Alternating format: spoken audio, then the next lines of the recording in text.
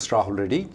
Today we're going to discuss about whether or not the USCIS can issue 260,000 employment-based green cards by September of 2021. As we already know that approximately about 120,000 extra green cards that were not used by the family immigration from up to September of 2020 fell into this year, starting with October 1st of 2020. So could they not? That will be the main discussion. We're going to also look into how the Biden administration is feeling about the immigration. They feel that the immigration is an absolute mess, which we completely agree upon. We're going to discuss about should you downgrade the application to EB3 if your priority date has been between January 2015 to whatever date it might be. We're going to discuss the options of it. We're going to discuss about this international entrepreneur parole. It was an old it's an old whiskey in a new bottle. That's the way I say. We're going to discuss about all these things. Emily, what do you think? I mean, when Charlie Opelham discussed about the visa bulletin, he said that they were able to use, they did only 90% of the green cards that were been allocated in the year of 2020. That ends in October of 2020 though, September 30th of 2020. So if they're able to only do 130,000 last year, what makes you think that they can complete the 260,000 this year, though? Yeah, he said confidently that he's confident the USCIS is going to do it. Mm-hmm. Yeah, I think part of what we have to compare is last year to this year, what was happening from a COVID standpoint. So let's get to the point. The total number of green cards available every year is 140,000. This year we had 260,000 because of the family. Last time they only completed approximately 130,000. This year they have to complete 260,000. Yes. Okay. And last year from March through September, the field offices were all closed. They weren't conducting interviews. They weren't doing biometrics. USCIS officers were, I'm sure, in lockdown in the various states where they were working. And so USCIS really was not able to accommodate all of the green cards that they may have had in line. And compare that from March of last year to September of last year. Now compare October of last year to May of this year, things have definitely changed. I mean, they've figured out how to process applications. They're not interviewing people. I mean, what's your experience been? What are you seeing from the cases we filed last October? Oh, we already got some cases approved, Emily. The cases that became current in May of 2021 that we filed in October, we already got some of them approval. And no interviews for them. No interviews. And when I see the trend, whether there are going to be interviews, though, I can sense it. Although Charlie Opelham did not express because he didn't have an authority to act on behalf of the USCIS, when I looked into the trend, Emily, when we get an RFEs for medicals, when we don't file the medicals, a lot of people don't file the medicals for various reasons at the time when they file the 485 or adjustment of status applications. There are two things that will happen. The USCIS will issue an RFE. Hey, give me the medicals. That's what they will do now. There's also another thing what they say, hey, either you can provide us the medicals right now or bring it to the interview. For all the family applications that Reddy Neumann piece has been filed, if there are any RFEs on the medicals, we are getting not an RFE, but the request. They're telling either you submit the medical right now or bring it to the interview. When we are getting the same request for the employment-based, we're only getting very straight thing. It's a straight RFE, give us your medicals, which is actually very good. I like to give it to medical. That's an indication that they are not going to conduct the 485 interview, which they have an authority of not conducting the 485 interview. So that may cut down significantly the time that is allocated. What do you think about the biometrics? How is that different now compared to what was happening a year ago? Well, biometrics is $1 million question. I don't know whether I have a solution for the puzzle, though. When people are asking Emma, and by this time you all guys know who Emma is, she's a good friend of ours. She's there on the uscis.gov. Nah, she's just a bot. She's just a robot in uscis.gov. So she's telling that that they are going to use the biometrics that were been conducted either when these people got the visa or when these people enter into the United States. Biometrics are being given every time a person goes for the visa application, every time they entered into United States. They have to do the biometrics before they enter into United States. MI has been telling that they can use, they're using the biometrics that were been done way before. Sometimes one of the client called me and said, I haven't been outside the country for more than 10 years, but biometrics has been there for more than 10 years. So somewhere around 2010, I remember that biometrics came into picture. So yes, biometrics they may be using the biometrics that were being done there and grant them the green card without the biometrics now taking after the 485 application. So there is a chance when I look into the discussions that happened on the U.S. visit and the management of those things, they do have the capacity to digitally. They have the capacity to use the biometrics that have been done in the consulate and also at the time of port of entry. So there is a chance that they may just grant them the green cards using the old biometrics. There is also a chance that they may grant the green card for these people and then do the biometrics later on, though. That was the key thing when it was in Bush era. What happened was that there was no electronic biometrics in those times, guys. I'm a very old guy. So back in those days, we used to do paper biometrics. It used to take 15 months. The paper biometric had to be mailed by a certain agency to the FBI. Then FBI mails a report to the USCIS. And then USCIS has to match that to the 485 application. That used to take 15 months, though. So the administration said, hey, why not grant the green cards for these people, just in case, by any chance, if there is any negative or derogatory information, we're going to cancel the green card or arrest the person if that guy is a criminal. They did very good job, and then they cut down the time from 4.5 years of the 485 application to 6 months period, though. They could do that, too. I am thinking that they will do the 260. I'm pretty confident on one thing only. Charlie Opelham. This guy is a terror in the hearts of the USCIS. What power does he have over USCIS? Oh, what power? He can make the entire priority dates current, Emily. He has the power to do that. You don't believe it? He did it in 2007. Believe me, in June of 2007, he was completely dissatisfied with the way USCIS was operating. They were not meeting the quota that is required to complete the 140,000 green cards at that point of time. He was so mad on the USCIS. One single day, he just made all the priority dates current. That is a dagger in the face of the USCIS. He did it. Mark my word, go back, check it out in the history. In 2007, the same gentleman, Charlie Opelham, he was in charge of the visa bulletin. His duty is to make sure that 260,000 green cards are to be utilized. If not, the priority date has to be current. If they are not going to use it, the priority date is current. It's his duty. I strongly believe him. He has the information. He has been assured that they are going to use the 200. They have the capacity to complete the 260,000. So I do believe the entire 260,000 will be used this year, unlike last year. That's my belief. If not, I know this guy can do drastic things. He has done it, and he will do it again, which is going to be good. So I'm pretty confident. Emily, this Biden administration is much better than the previous administration, as we know, Emily, and they also have the will to give the green cards. So they're trying to take the hurdles one by one. But at the same time, Biden administration believes at this point of time that the immigration is a complete mess. Of course, they can't go to Congress is not in a position to pass any law. I don't expect anything from the Congress. What do you think the Biden administration need to do to make the things more smoother? Yeah, they definitely need to eliminate some hurdles, make some efficiencies in the process. They could easily implement premium processing for all of those categories that Congress authorized, and that's going to generate more income for USCIS to be able to hire more officers and make even more efficiencies.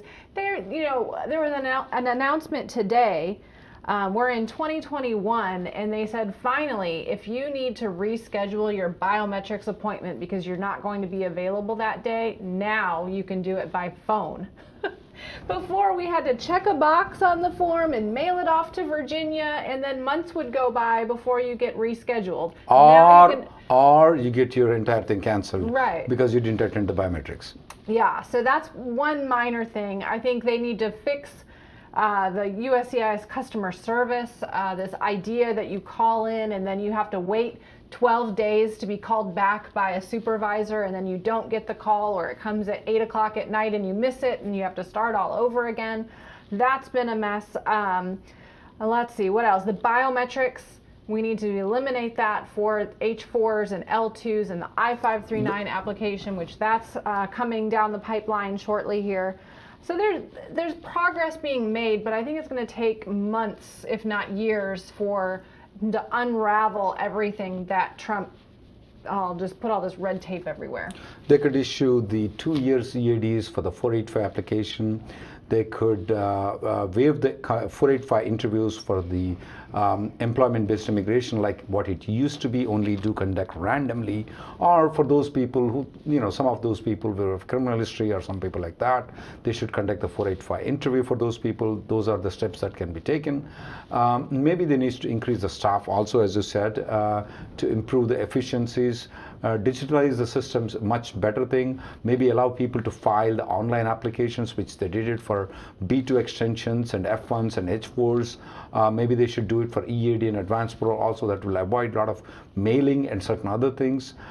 Things can be improved, a lot of these things. I think so this administration has the will to do it and have identified a lot of things. It may take a little bit of time, as I have seen that when the Trump administration came in, they want to eliminate everything. It took about 2 or 3 years so that they started putting into the they started also went to the H4 EAD, and they went into a policy of delay, and they put all the hurdles.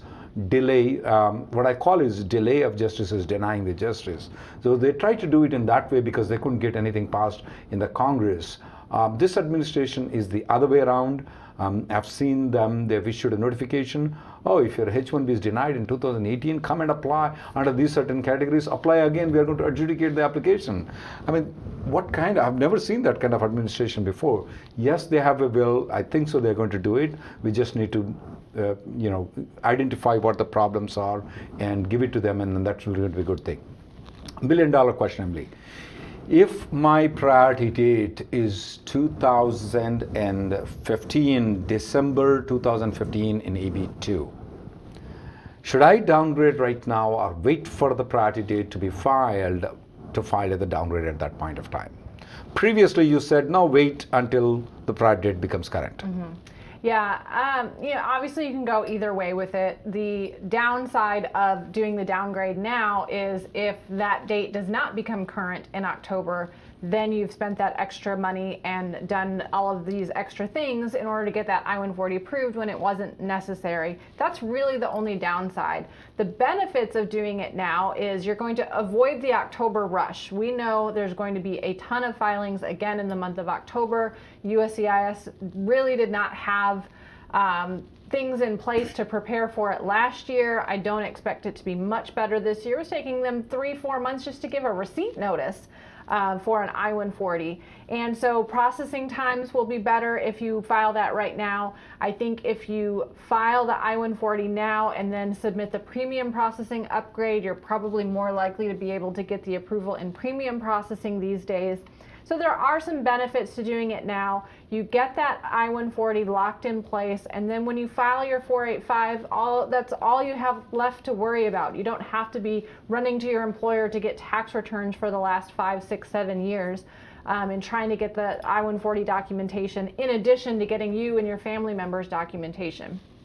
So with that option, I think we've mentioned before about how can you prepare now for filing in October, and we've talked about that we're actually preparing 485 applications right now as kind of an added service to some people who are wanting to get it over with and prepare and be ready to go. Are we doing that for downgrades as well? Yes, we're doing for downgrades too. And the good part is that there's a lot of difference of application being filed on October 1st and October 30th.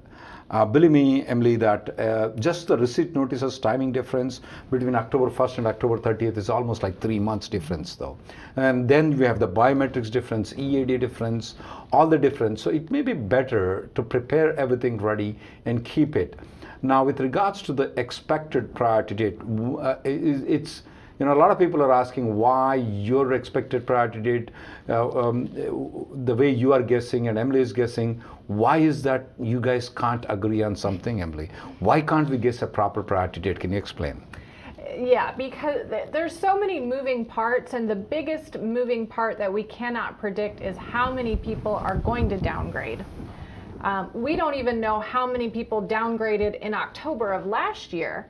So that tells us, if we knew that information, then we could figure out from the number of approvals of I-140s over the past decades, we have all of that data, we could figure out, okay, who can we take out of the pool? They've already been accounted for in EB3. We don't have to worry about them in EB2. So then that tells us we could move EB2 further forward. But we just don't know.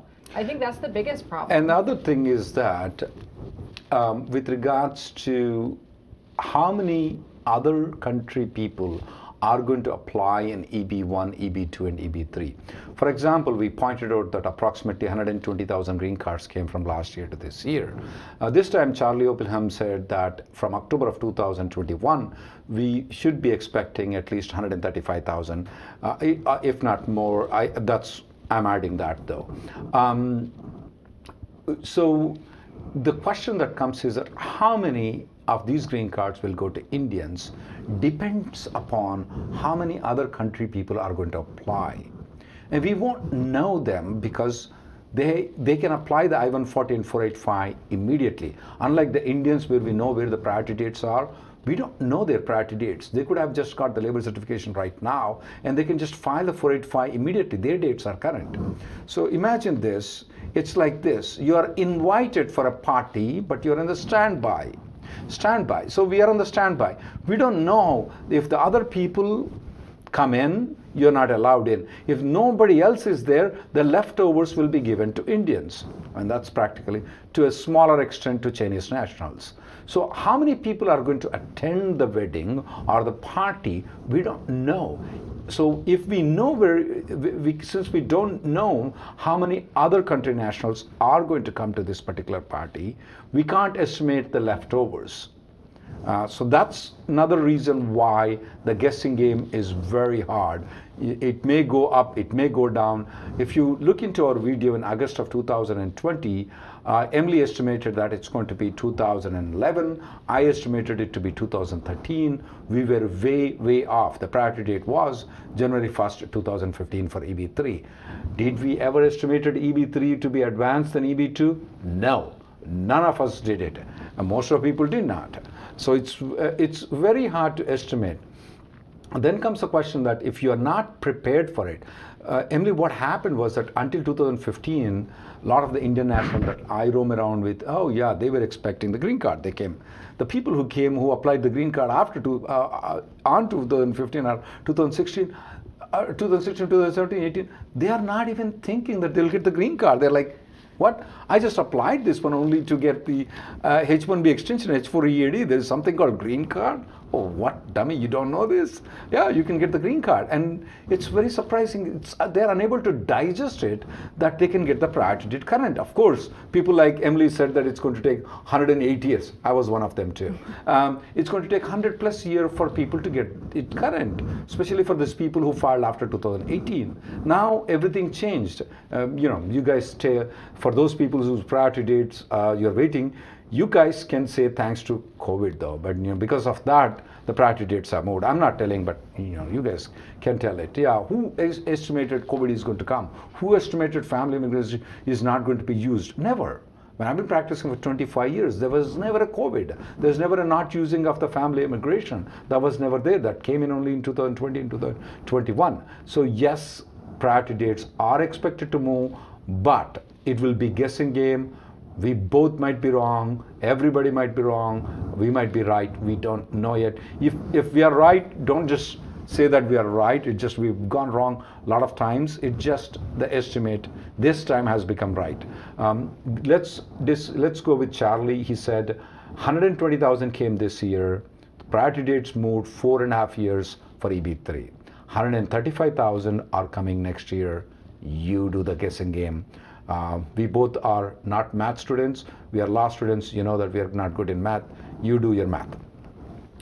Emily, on the international entrepreneur parole, now can you explain, throw light on that? Yes, so there's been a lot of discussion about this over the last 2 days because USCIS, Department of Homeland Security, came out and said they're going to withdraw a regulation that had blocked this entrepreneur parole from happening. However, it's got a long history. So this was actually created in 2017, and it was supposed to take effect in July of 2017. And then when the Trump administration came in, they said, no, wait, we want to delay it until March of 2018. So everything got put on hold. But a lawsuit was filed, and the judge said, no, it's not right that you delay this for so long. You need to let it continue. So we've actually been having this program up and running since 2017.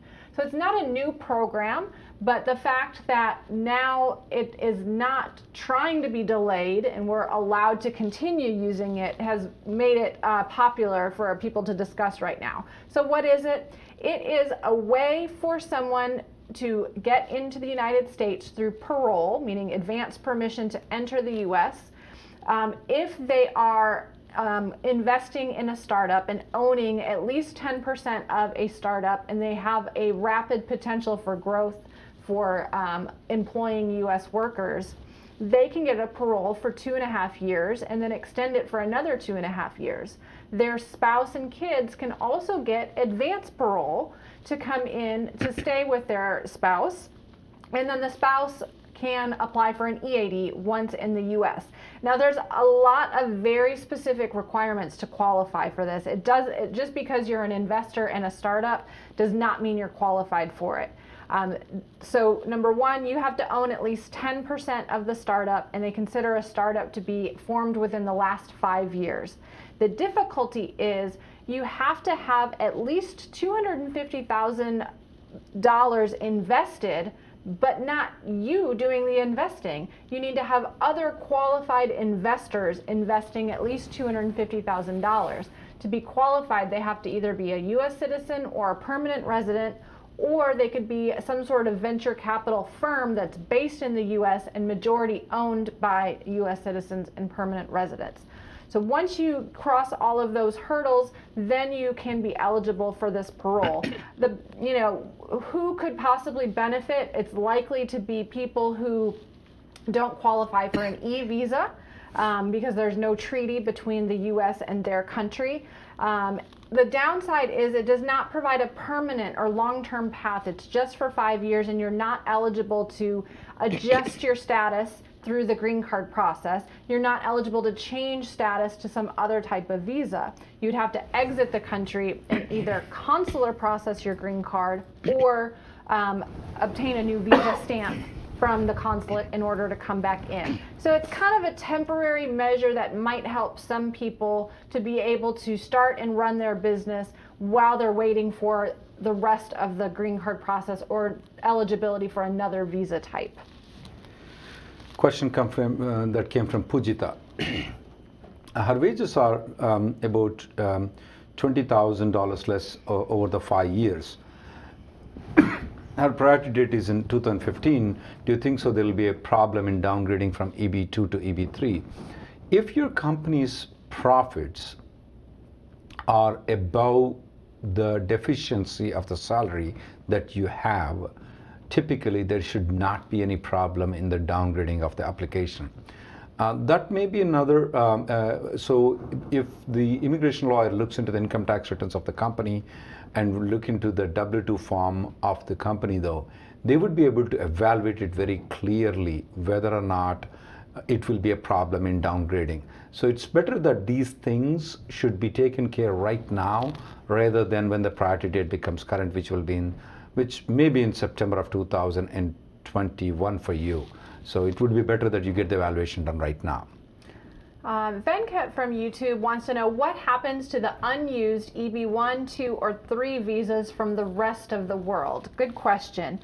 So we have this spillover from last year family-based, and those are divided up into the different categories, EB1, EB2, and EB3. So they get their normal percentage of the extra green cards. Any EB1 that are not used can then spill down to EB2. And then if EB2 rest of world, they don't have enough people, not enough demand to actually use those extras that came down from EB1, those actually spill across to the most backlogged countries. So it's based on priority date. So those extras that are not used by the rest of the world spill across generally to India and so, to some extent China, depending on which priority date is further back.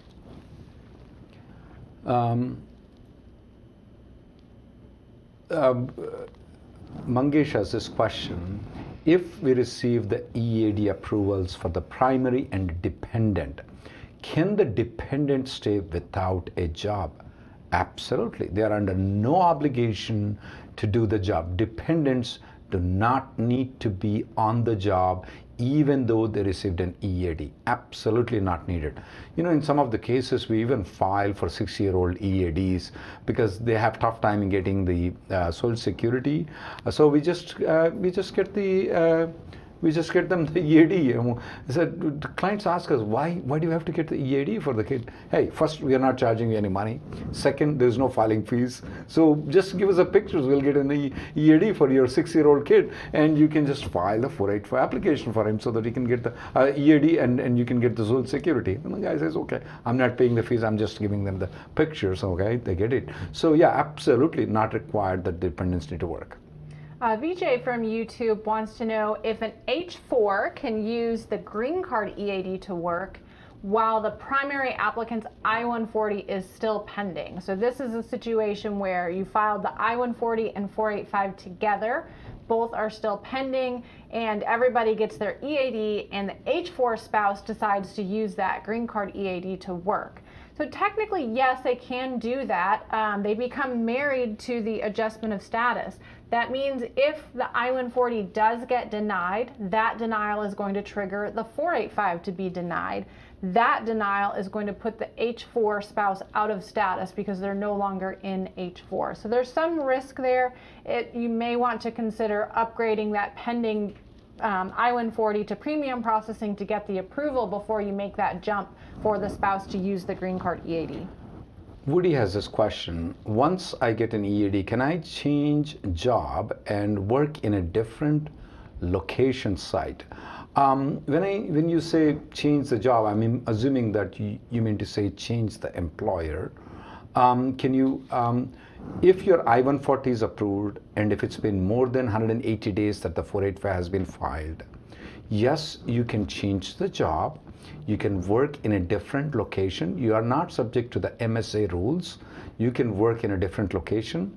I strongly recommend, and it's maybe also necessary for you, the new company needs to file something called 485J supplement so that you don't have any interruption in getting the green card if they find out that you're working at it for a different company. Gil from YouTube has L1 and L2 visas and has started the green card process with the prevailing wage being requested. Wants to know what happens to the L2 EAD if it only has a few months left on it. So it really depends on if both the L1 is coming to the end, the max out of the 5 or 7 year limit. In that situation, the L1 cannot be further extended, which means the L2 and the EAD cannot be further extended. You have to remember that the green card process does not provide any employment authorization until you get to the very last step and file the green card EAD that we were just talking about. So with the prevailing wage, that does not provide any status or employment authorization. The Perm, once you actually receive the prevailing wage, go through the recruitment and file the Perm labor certification, that does not provide you with any employment authorization or status. Once you get the Perm approved and file the I-140, still does not give you any status or employment authorization. Only when you finally file the 485, that's when your spouse becomes eligible to file for that green card EAD. So you have to be able to continue to maintain your L1 and L2 status all the way up until that very last step, plus getting the EAD through the green card. Otherwise, she'll have a gap in her employment authorization and would not be able to work. Question from Kapil from YouTube is, what's the processing time for the Perm, and what time it is taking for getting the prevailing wage? Prevailing wages that we filed in the month of November, second week, we are receiving the prevailing wages that we filed in November second week. With regards to the Perm, that is the labor certification, it is October 17th and October 18th. That we filed in October 17th, somewhere about third week of October, we are receiving the adjudications of the Perm labor certification right now. So especially, this is very concerning, guys. If your priority dates are, nearby, I'm not telling when the priority date is going to be current, but I will tell you one thing, that if you're contemplating on moving the job, though, be careful. If a new company were to file a labor certification from scratch, though, it may take approximately around 2 years to complete the entire process of getting an I-140 approval. So you may miss the boat if the priority date moves. So it may be advisable strongly that you stick with a company that has a I-1 labor and I-140. And if you're not working for the company and your previous company got an I-140 approval, you may want to consider going back to that company, or you may even consider to discuss with the old company to see, even if you're not working for the company, would they be willing to do the 485 for you. Those are the things. And also for the people whose priority date may be falling after, maybe falling anywhere between 2011 May 1st into anytime in the future, check with the company. Are they willing to downgrade the I-140 application? If they are not willing to downgrade, though, you may check to see if the law forms need to be changed. There's some bad information that was being passed around. Initially, some people said downgrading cannot be done. I don't know why they said that the downgrading cannot be done. It can be done, and then they said you're going to lose the EB2 if you do the downgrade. That's not right. You don't file as an amendment. You don't file as an amendment. You file as a new application. Your EB2 is still there. EB3 is still there. It's something against the conscious. There's nothing there. It's a simple thing, and a lot of big companies like Google, Microsoft, Apple, Facebook, all these companies did the downgrading applications. So you may want to emphasize with your companies why are they not downgrading the application. You may group up together with a couple of people and probably contact the HR and to see and involve us. We are willing to volunteer and speak with your company's HR to request them to downgrade. There is nothing wrong, and you can set up a time with us so that we can speak with your HR and try to convince them, hey, the downgrade is an absolute good thing. They are under the assumption that, oh, why does the company has to spend extra money? I've spoken with a lot of these people, Emily, and then I said, company doesn't have to spend. If the employees are willing to spend, they can spend the money for I-140. You guys can spend the money for 485. I know you'll be happy to spend, and you don't care. You just want to file the 485. Believe me, I was in that situation. Legally, you are allowed to pay for the I-140. Illegally, you're allowed to pay for the 485 application. And also for the companies, though, they're going to save the money. Why do they have to do the H1s, H4s extensions? Remember that in the H1 extensions, you cannot pay the money. You cannot. Only company can pay the money, the filing fees and the legal fees. So they're going to avoid, the companies are going to avoid paying extra legal fees, extra filing fees. They have no incentive whatsoever at all to delay your 485 application. They have all incentives to file the 485 application. I've spoken with these big companies, not top companies, but some big companies, and they're like, They're not doing it because their law firm is dumb. Really, they're dumb. I'm sorry to say that, but they're so dumb. So please try to get together, a couple of people, 5, 6 people, go to the HR people, explain them, look, Apple is doing it, Microsoft is doing it. The top 2 law firms that we know in immigration, I don't want to name them, they're very reputable law firms, they are doing it, they did it. There's mediocre law firms that are not good at it. I don't know where they get this crazy idea. They have advised people not to downgrade. That is a very bad thing. They're going to lose employees and they're going to spend a lot of money. So if you need any help if your company is not downgrading it, if you're willing to make an appointment with the HR, we are going to speak with your HR and convince them it is absolutely legal for them to downgrade. They don't have to do anything. They don't have to pay. You can pay, so please, this is the time for you to discuss with your HR, not in September. Guess what? You come to us in September, boom, Reddy Neumann is closed. That's what we did in September of 2020. We closed no appointments, blocked everything out, nothing, just put only existing clients are allowed to call us. And that's what is going to happen in September of 2021. So this is the time for you to make the ground, speak with your HR, speak with your law firm, prepare everything ready so that you don't have any problem in October. Guess what? Some people miss the boat. They have to wait. We don't know how long. And the people who missed the boat in 1996, believe me, I was there.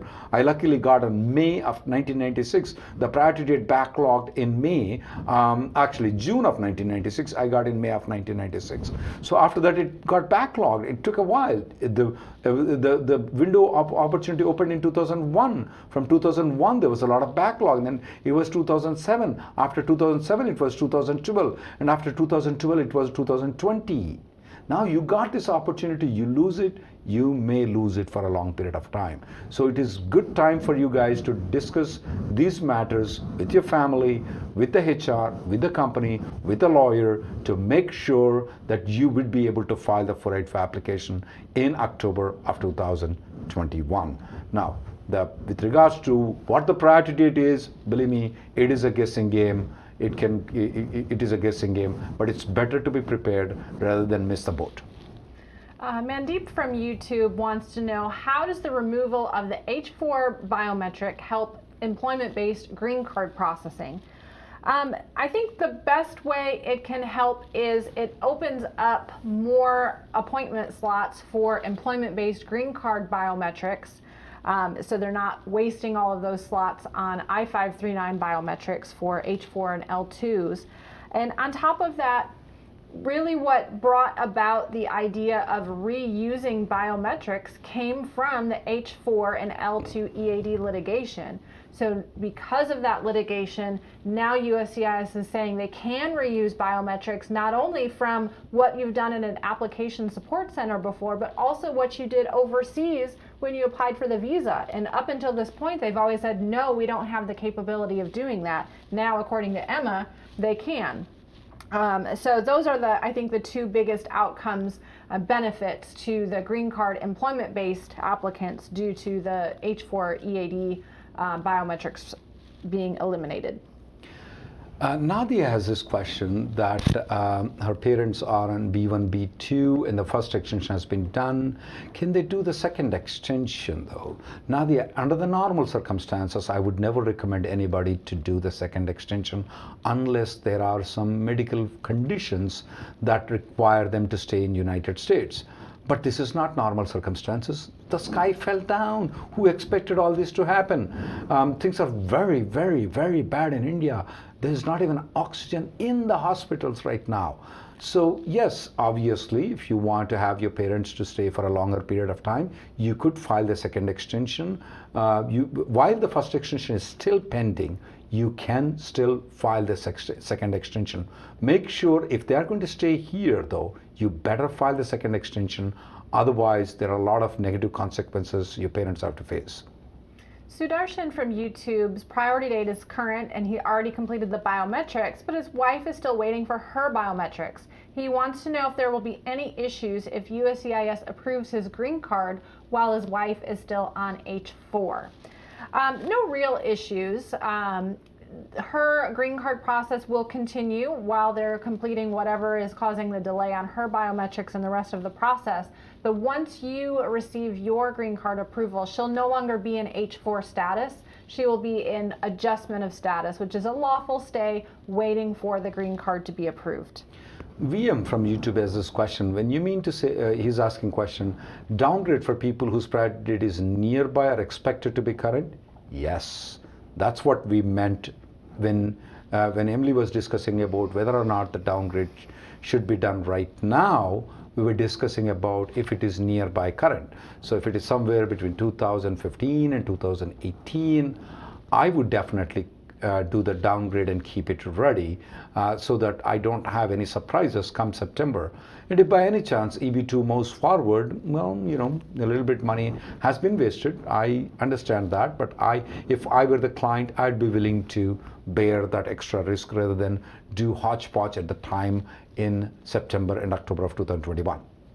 Rohit from Facebook wants to know if there's any chance of Perm application processing time improvement. Those processing times are very long right now, not only for the Perm application, but also for the prevailing wage. The difficulty, why are they not improving? Number one, there's no filing fee involved for either of these applications. So Department of Labor doesn't get any additional money to deal with the additional filings. And number two, we're seeing a major increase in the number of people asking and wanting to start their Perm process now. We've been facing that for a year at this point, and that tends to happen whenever we see priority date movement.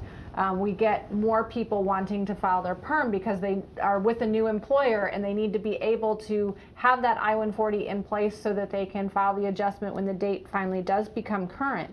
So because of lack of filing fees and increased applications, I'm not seeing a likelihood of those processing times getting better in the near future.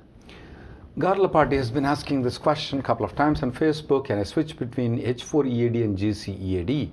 If you do have the H4 EAD, you just use the H4 EAD. You don't need the GC EAD. You can keep it in the pocket. You don't have to use it. So I don't see a purpose why you have to even show the GC EAD to anybody. If you're speaking about advanced parole, that's a different. But as far as the EAD is concerned, you don't have to use the GC EAD. Absolutely not required to do it. VJ from Facebook has his 485 filed with company A and is getting ready to move to company B and wants to know how long can he wait before filing the 485J supplement with the new company. Well, there's no required deadline for filing this form. You don't have to file it before you can join like you do for an H-1B transfer, for example. However, the major reason to file it as soon as is convenient is because you don't want to have your 485 denied because the old employer withdrew the I-140 or USCIS finds that you've changed employers and have not submitted the supplement J. We've seen over the years since AC-21 in situations where people delayed and did not submit their AC-21 documentation or did not submit the supplement J, USCIS just denies the 485, and then we have to go through the whole process of filing a motion to reopen, motion to reconsider, and then submitting the supplement and J. sometimes go to the court. We just got one of it overturned going to the court today, Emily. Exactly. So it's a risk that is not worth it. I would recommend filing it quickly once you join that new company. The follow-up question of V. Walter from YouTube has, can I use I-485J supplement to change the worksite location for the same employer? If so, how? You don't need to. You don't need to file 485J supplement. If you're working for the same company, you don't need to file 485J supplement. If you change the location after 6 months, absolutely you don't need to.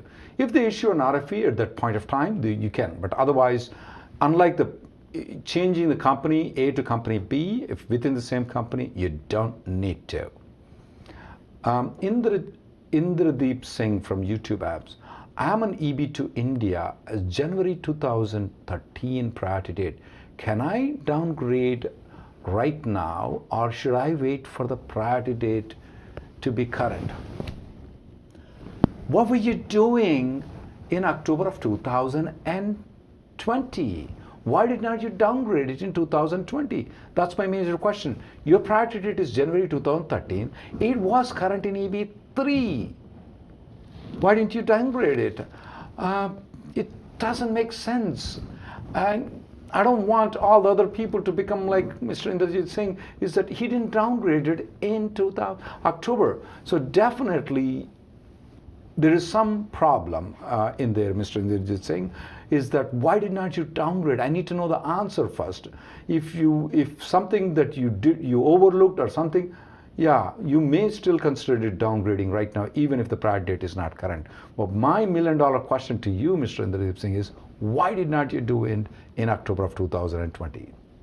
Vyasa from YouTube wants to know, will I get my green card as soon as my priority date becomes current, or will I have to wait for months or years since USCIS does not have enough time to process it immediately? And what is my status if not H-1B? I would say USCIS has done a relatively good job of processing and approving the green cards within the same month when the priority date becomes current. Raul was just saying, for those applications that we filed in October, where the final action date became current in April or May, we are seeing approvals of those green cards, and that's just a 6-month processing time. If your case is one where it's been pending for longer than October, and you filed previously and it's been retrogressed this whole time, and just now it's coming back to being current, they're relatively quick on that, unless of course they need a medical exam or some sort of updated documentation. But usually we see a couple of weeks in advance, when USCIS knows your date is coming to be current, they start getting those documents in advance. They'll send out RFEs for the medical and supplement J or any other documents they need, so that when it does become current in that month, they can approve it. Bhargavi Balani has this question. My biometric appointment is at 6 a.m. Are they open at that time? Well, that's news for us. That looks like the USCIS is acting very good. Yes, they are. If they have sent you the notice at 6 a.m., they should be open at 6 a.m. We have, I've noticed this in 2009, when 2009 and early part of 2010, we have noticed that when Bush administration came in, these kind of 6 a.m. appointments, that's very good. That looks that they're working overtime to process the biometric appointment. They are open. You should go at 6 a.m. Don't ever think of not going at that time. Vidya has this question. Does the child has to be 18 to file for the H4 EAD? Can they work in the high school? H4 EAD is only for the spouse. It is not applicable for the children though. Now, when it comes to the 485 EAD, that is applicable for the child and the spouse and the main applicant. But H4 EAD, there is no H4 EAD for child. Jagan from YouTube wants to know, can we get an H1 extension if the final action date is current and the perm with a new company is still pending? So there are some special provisions dealing with what happens, your ability to continue to get H1B extensions when your priority date becomes current. So normally when the final action date is not current, you can keep getting 3-year extensions. Once that final action date becomes current, they do expect that you'll file the 485 within 1 year.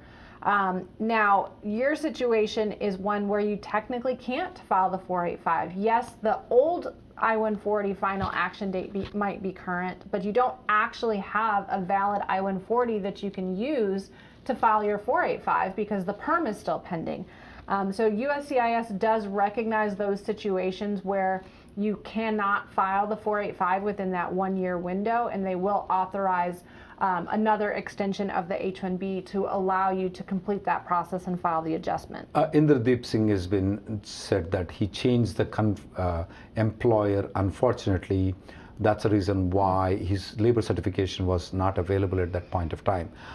Yeah, I think so, Indradeep Singh. You can do one thing.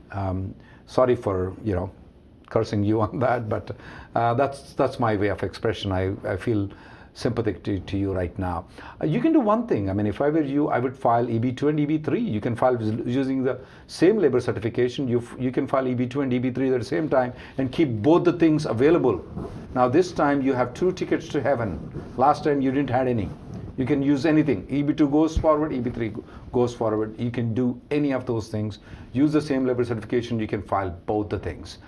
Syed has this question from YouTube that his EB2 I-140 is active, but his attorney is saying to file for the EB3 though, he has to join the company to file downgrade, and without joining, the attorney says they cannot do it. That is, Syed, that is their company's internal policy though. There's nothing wrong in their policy that you join me, then only I file the I-140 downgrade. A lot of companies do it, and it seems to be a genuine reason for them. Even though it's not a legal requirement, it is a requirement of the company.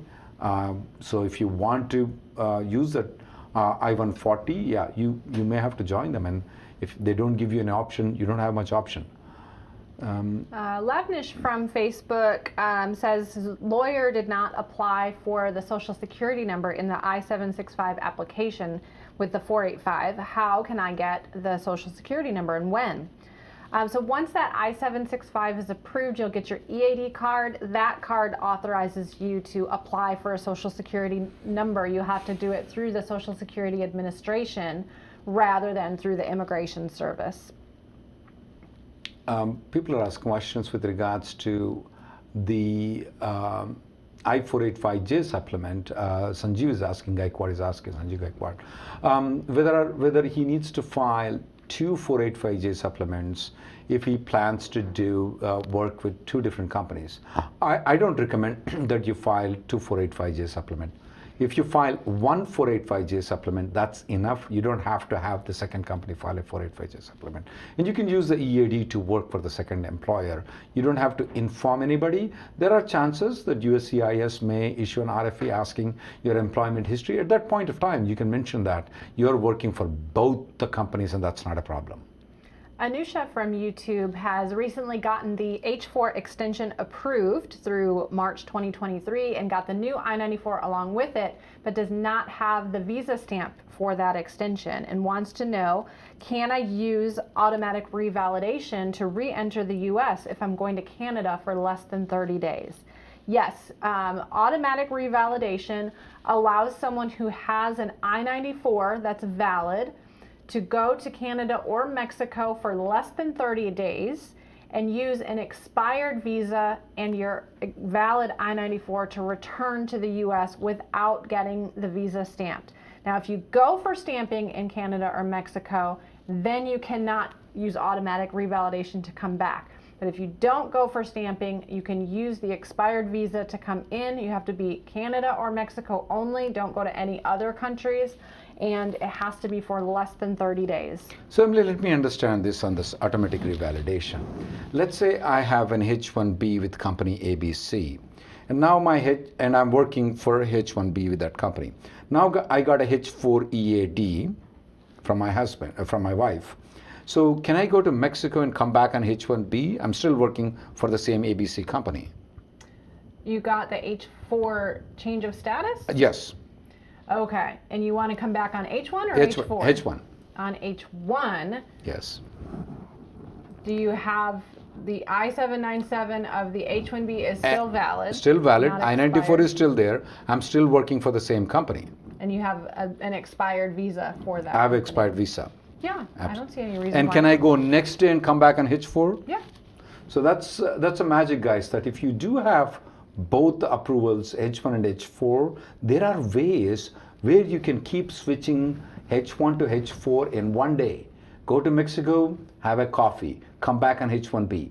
Fly to Mexico, have a tequila, come back on a different visas. You can do so. So these are, because if you go and file a change of status, it's going to take a long time.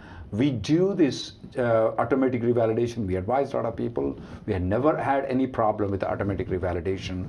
It's only applicable if you go to Canada and Mexico for the H-1B people, though. Kieran from Facebook says the green card EAD is only valid for 1 year. Can we work even after this EAD got expired while the extension is in process? And if yes, how long can we work? Yes, that's one of the benefits of the green card EAD versus the H4 or L2 EAD is it does provide automatic extension for up to 180 days as long as you file before your current EAD expires. Mr. Jagan from YouTube has this question. I haven't seen about biometric removal of H4 memo. Everybody said that from May 17th. It's not going to be required though. Mr. Jagan, you can go to rnlawgroup.com. Mr. Stephen Brown from our office, he's the lawyer, he's one of the lawyers for the H4 biometric removal litigation. He posted a blog on it. You can look into it. There is an affidavit submitted by the USCIS that says that they are removing it from May 17th. That's a basis for which where all the news came in. Or you can even speak with Ms. Stephen Brown. You can go to rnlawgroup.com. From there you can find his information. Sen from Facebook wants to know, while the 485 is pending, if I change multiple employers, does each of these employers need to file a 485J or only the employer at the time the priority date becomes current? I would recommend each time because you never know when USCIS might send an RFE. They could look at the 485 at any point, and as we said earlier, they do sometimes just randomly deny it if they hadn't received that. So I would recommend each time you change jobs to submit a supplement J, so USCIS always has that on file. Amit has this question. My priority date is February 2015 under EB2. Are we expecting it to be current soon? I cannot switch to EB3 due to company policy. There's not much we can do right now. With regards to the current soon or not, it may be current, it may not be current. I'm expecting it to be current. Emily might say something different. Somebody else maybe say something different. But I will tell you one thing, Amit, though. At this point of time, it may not be a right time for you to move from your company to other company, even though they are not downgrading. The reason is that I don't think so you have enough time to get a labor and I-140 approval from a different company. So that's the reason where it may be prudent for you, even though they are not downgrading, stick with your company and stay there. The other thing is that if you and your colleagues are influential, you can approach the HR and then give us an opportunity to convince them how they can reduce the amount of cost that's involved in downgrading so that it reduces cost for your company too. That's the only other thing that I can think about. I know that there are some the major consulting companies that are Indian-based consulting companies that have not done the downgrading. That's their internal company policy. I don't think so we can convince them, but still I strongly recommend that you stick with that company right now. It's not a right time. This is, what do you say, you can't change the generals of the war in between the war. I mean, you are in between right now. This is not the right time to change the company right now. Raul from YouTube wants to know, his H-1B extension is due this month, and he wants to know, with the waiver of the H-4 biometrics, would we recommend to file the H-1, H-4, and EAD all together, and will they approve them all together? So yes, we routinely file all of them together. I don't really see the benefit of waiting until the H-1B is approved before filing the H-4 and the EAD, but they're still not approving all of them together. But Emily, before the biometrics of March 2019, they were adjudicating the H-1, H-4, and EAD at the same time. The poison was the biometrics. Now the poison is gone starting from May 17th. Why not they approve it at the same time? Because their current policy is they separate all the applications and they go to different officers. Okay.